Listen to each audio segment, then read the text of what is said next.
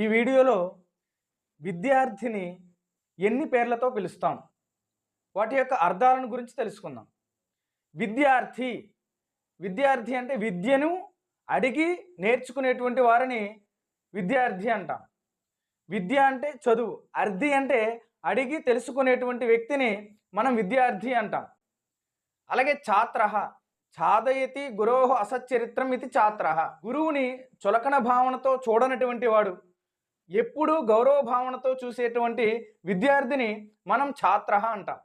అలాగే శిష్యః అంటే పిల్లవాడు ఏదైనా పొరపాటున తప్పు చేసినా, పిల్లవాడులో ఏదైనా దోషాలున్నా మందలించడానికి తగినటువంటి వాడు, మందలించడానికి అర్హత కలిగినటువంటి వాడు.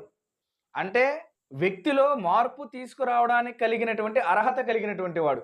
ఇక నాలుగవది అంతేవాసి. అంతే అంటే సమీపంలో, గురువు యొక్క సమీపంలో. వాసి అంటే ఉండేటువంటి వాడు.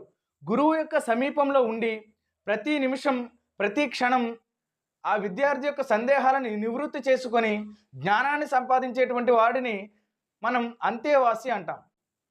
గురుకులంలో హాస్టల్లో ఉండేటువంటి వారిని కూడా అంతేవాసి అని అంటాం. ఇక ఐదవది శైక్షః అంటే తనలో ఏదైనా లోపాలున్నా, తనలో ఏమైనా దోషాలున్నా గురువు ద్వారా వాటిని సరిచేసుకోగలిగినటువంటి విద్యార్థిని మనం శైక్షః అంటాం. జై